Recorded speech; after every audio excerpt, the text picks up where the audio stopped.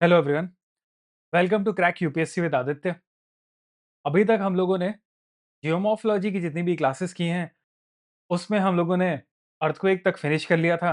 आज हम लोग सुनामी के बारे में पढ़ेंगे और हमारा एंडोजेनिक फोर्सेस का डायस्ट्रोफिज्म और सडन दोनों ही पार्ट यहाँ पे फिनिश हो जाएगा विद सुनामी।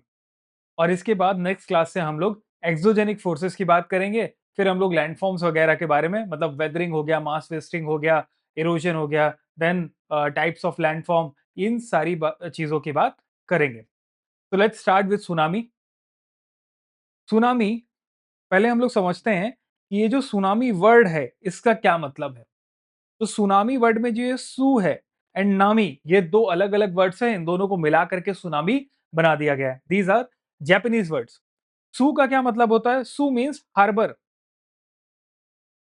हार्बर, एंड नामी means waves. Tsunami means harbour waves, तो जापानीज वर्ड है and it means harbour waves. ठीक है। They are also called seismic sea waves. यहां से आपको बहुत अच्छा क्लू मिलेगा कि सुनामी कैसे जनरेट हो रही है। तो because they are called seismic sea wave, that's how we can say that tsunami are mostly generated because of seismicity। But ये जो सीज्मिसिटी हो रही है, ये जो अर्थक्वेक आ रहे हैं, ये कहां पर आ रहे हैं? ये अंडर वाटर आ रहे हैं, दैट्स वाई। ठीक है, अंडर वाटर आ रहे हैं। तो अगर कोई भी अर्थक्वेक जो है वो कॉन्टिनेंट पे आएगा तब सुनामी जनरेट नहीं हो सकता है। ठीक है, रिवर लेक्स पे आएगा सुनामी जनरेट नहीं होगा। लेकिन अगर अर्थक्वेक्स अंडर वाटर यानी कि ओशन में आएगा then it can generate tsunami. अभी हम लोग इसको समझेंगे बहुत अच्छे से, ठीक है, कि किस तरीके से ये जनरेशन हो रहा है। बट हाँ, अभी के लिए आप ये समझ लीजिए कि ओशन में होगा, अंडर वाटर होगा, अगर कोई भी अर्थक्वेक आएगा this can create tsunami. Now let's see the mechanism of tsunami waves. तो मैकेनिज्म ऑफ सुनामी वेव्स में सबसे पहले हम लोग देखते हैं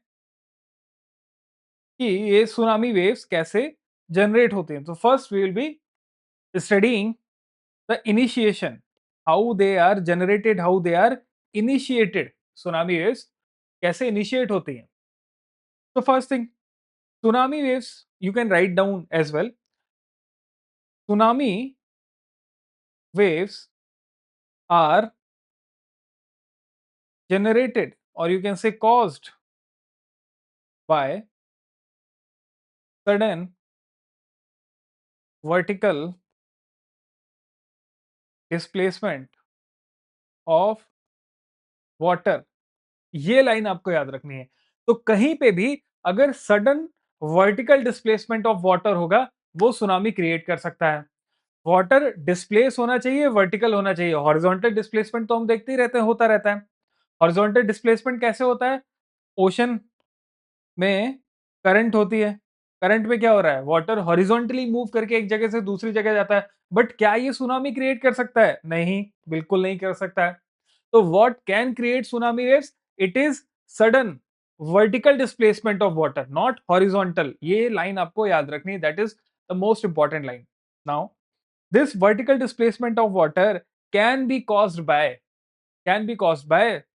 the first thing is underwater earthquake। underwater earthquake, तो सबसे ज्यादा जो है सुनामी अंडर वाटर अर्थक्वेक की वजह से ही आते हैं। That's why it is also known as seismic sea waves. Correct. अब ये जो अंडर वाटर अर्थक्वेक हैं ये कहां पर आ सकते हैं? They can be found on active plate boundaries. Plate boundaries जहां भी डाइवर्जेंस हो रहा है, कन्वर्जेंस हो रहा है, देयर कैन बी अर्थक्वेक। और अगर अर्थक्वेक होगा, अंडर वाटर होगा, it can lead to sudden vertical displacement of water, this can cause tsunami. ठीक है, ये फर्स्ट हो गया। सेकेंड पार्ट पे हम लोग आते हैं। Second is submarine volcanic eruption. Submarine volcanic eruption. Now submarine volcanic eruption की वजह से भी क्या होगा? There is sudden burst of magma. The sudden burst of magma can cause vertical displacement of water, so this can also cause tsunami. Third पर आते हैं। Third is landslide, underwater landslide. So if there is underwater landslide, this can cause sudden displacement of vertical displacement of water. This can produce tsunami. The last one is meteorite impact. ठीक है, तो अगर कोई भी meteor आकर के ocean में टकराता है, इम्पैक्ट होता है, then it can cause vertical displacement of water, this can create tsunami waves. तो ये चार हमारे मेन कॉज है जिसकी वजह से सुनामी आ सकती है। तो ये हम लोगों ने देख लिया। अब देखते हैं सुनामी वेव्स जनरेट तो हो गई, but how will they propagate. Propagation में भी दो चीजें हमें सबसे ज्यादा ध्यान रखनी है कि प्रोपोगेशन में मैं यहां पर लिख दे रहा हूं, you can note down propagation. अब प्रोपोगेशन में पहले हम लोग डिस्कस करेंगे deep sea propagation, then second जो मैं दूसरा बता रहा था, सेकंड हम डिस्कस करेंगे कि कोस्ट के पास जब सुनामी आ जाती है तो कैसे उसका बिहेवियर चेंज होता है। ठीक है, तो propagation at deep sea and propagation near coast. तो सबसे पहले हम लोग डीप सी वाला देखते हैं। ठीक है, अब डीप सी में जब प्रोपोगेशन होता है तब हमें याद रखना है कि देखो, सबसे पहले क्या हुआ कि वर्टिकल डिस्प्लेसमेंट हुआ। Vertical displacement of water releases large amount of energy. This energy creates wave and now these waves will form tsunami waves. ठीक है, अब ये सुनामी वेव प्रोपोगेट कर रही हैं।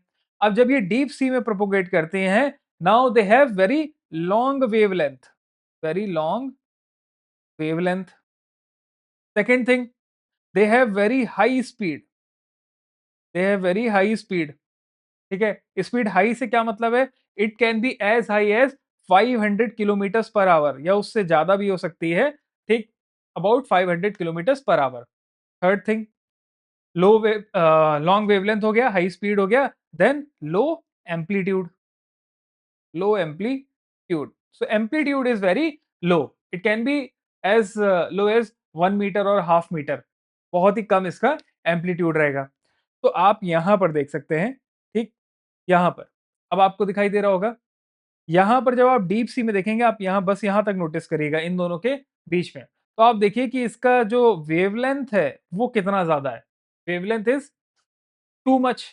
ठीक है, और आप ये भी देख सकते हैं कि जो एम्पलीट्यूड है वो बहुत ही कम है।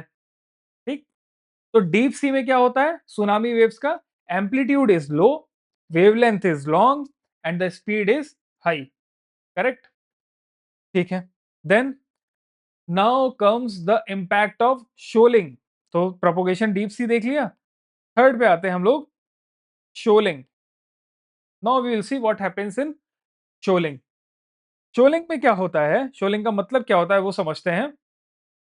तो wave shoaling is nothing but change in shape and behaviour of the tsunami wave. तो कैसे वो चेंज होता है, जब डीप सी से वेव आगे की तरफ बढ़ रही है और वो कोस्ट की तरफ बढ़ रही है, तो जैसे वो कोस्ट की तरफ बढ़ती है तो क्या होगा, डेप्थ का इंपैक्ट होगा, डेप्थ का इंपैक्ट होगा। डेप्थ का क्या इंपैक्ट होगा, डेप्थ का ये इंपैक्ट होता है कि overall tsunami wave will experience friction from coast, from coast and this will reduce the speed. तो स्पीड क्या हो जाएगी, कम हो जाएगी। Correct. Then there will be height amplification, amplification. Height amplification कैसे होगा, पीछे से जो वेव्स आ रही हैं सुनामी की वो तो हाई स्पीड में आ रही हैं, बट जैसे कोस्ट के पास आ रही है तो स्पीड कम हो रहा है, बट पीछे से तो वेव्स आती जा रही हैं। Now these wave will pile up. ठीक है, इसी को हम लोग क्या बोलते हैं, शोलिंग। और इसी पाइल अप होने की वजह से क्या होगा, the height of the wave will increase. तो जैसे जैसे हम लोग कोस्ट के पास जाएंगे, what will happen, shoaling effect will take place and the wave will climb upon one another and this will increase the overall height of the wave. ठीक है, तो कोस्ट के पास क्या होगा, शोलिंग में overall we have seen reduction in speed, reduction in speed and increase in height.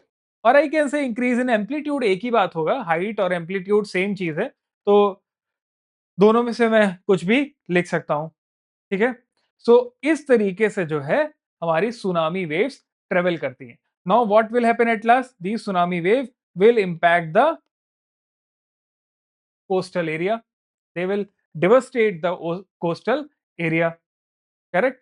So that's how tsunami wave travel, that's how they function. Next अब हम लोग देखते हैं सुनामी वेव में रिस्क जोन कहां कहां पर है। अच्छा, ये भी आप देख सकते हैं, tsunami slow down but grow in size as they come ashore, इसी को हम लोग शोलिंग जो पढ़ रहे थे। तो डीप सी में आप देख सकते हो कि इसका जो ओवरऑल, 1 मिनट, आप यहां पर देख सकते हैं कि ओवरऑल वेवलेंथ कितना है, 200 किलोमीटर, वेरी लॉन्ग वेवलेंथ। और फिर उसके बाद हम लोग जैसे जैसे आगे की तरफ देख रहे हैं कि वेवलेंथ हमारा कम होता जा रहा है, but as the wavelength is getting reduced, amplitude increases, amplitude बढ़ता चला जाएगा। ठीक है, क्योंकि वेव जो है वो स्क्वीज्ड हो रही है, तो एम्पलीट्यूड बढ़ेगा, इसका मतलब height of the wave will increase as the wave approaches the coast. ठीक है, this is known as shoaling. तो यही चीज हम लोगों ने पढ़ी है। तो कभी भी आपसे सुनामी के बारे में पूछा जाए, ये 3 चीजें आपको याद रखनी है, that's how you can right about tsunami. Next अब हम लोग आते हैं, नेक्स्ट हम लोग को देखना है सुनामी वेव में ही कि सुनामी के रिस्क जोन कौन कौन से हैं। एज यू कैन सी, आप यहां पर ये देख पा रहे होंगे हाई सीक्वेक अकरेंस लिखा हुआ है। ठीक है, क्या मैं ये बोल सकता हूं कि यहाँ पर हाई सीक्वेंस अकरेंस वाले जो जोन है, ज्यादातर these are zone of trenches, यहां पर ट्रेंचेस ही मिलती हैं। फॉर एग्जाम्पल, ये जो पैसिफिक रिंग ऑफ फायर वाला पूरा पार्ट है, यहां पर तो आपको ट्रेंचेस मिलते ही मिलते हैं। आई थिंक यू मे रिमेंबर 2004 जो सुनामी आया था इंडिया में, वो भी जो है यहाँ पर सुमात्रा सुमात्रा ट्रेंच के पास में अर्थक्वेक आया था, वहां से डेवलप हुआ था। तो फर्स्ट थिंग आई कैन से, कहीं पे भी अगर ट्रेंचेस बन रहे हैं, यानी कि ओशन ओशन कन्वर्जेंस हो रहा है या फिर कॉन्टिनेंट ओशन कन्वर्जेंस हो रहा है, there is high chance of tsunami occurrence, because there is high chance of earthquake occurrence. तो कहीं पे भी अंडर वाटर अर्थक्वेक होगा तो ऑब्वियसली सुनामी भी होगी ही होगी। ठीक है, तो ये चीज हमें याद रखनी है। तो आप जैसे कि देख सकते हो जितने भी कोस्टल एरियाज हैं, आप वहां पर देखोगे कि सुनामी अक्रेंस के चांसेस बहुत ज्यादा है। करेक्ट? तो यू मे रिमेंबर दिस कि किस तरीके से ये चीजें काम कर रही हैं। What are the high risk zone? तो हाई रिस्क जोन जो भी हमारे एक्टिव फॉल्ट लाइंस हैं, जो ट्रेंचेस वाले एरिया हैं, वो हाई रिस्क ऑफ सुनामी में आते हैं। Low risk of tsunami distance से होता है, तो जो ज्यादा दूर है, लो रिस्क ऑफ सुनामी होगा from the trenches and from the active plate boundaries. और जो बहुत दूर है वहां पे लो रिस्क ऑफ सुनामी होगा। So it all depends on activeness of the plate boundary. Correct?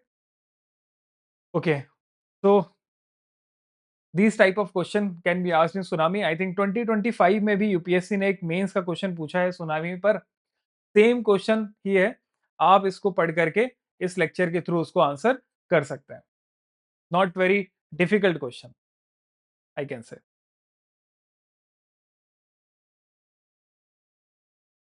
I will read that question, मेरे पास है यहाँ पर। ठीक है, the question was what are tsunami, ठीक है, and how and where are they formed, and the next thing, what are their consequences, explain with example।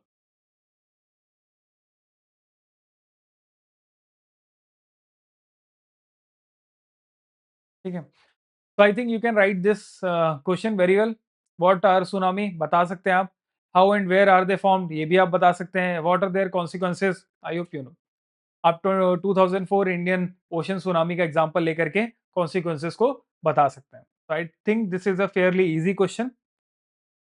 So with this, with tsunami, we are done with endogenetic endogenic forces. Endogenic forces में भी just मैं आपको याद करवा रहा हूँ, diastrophism हम लोगों ने पढ़ा था, इसके अंदर हम लोगों ने बहुत सारी थ्योरीज पढ़ी थी, 4 थ्योरीज पढ़ी थी, I hope you remember. Then उसके बाद हम लोगों ने सडन फोर्सेस पढ़ लिया है।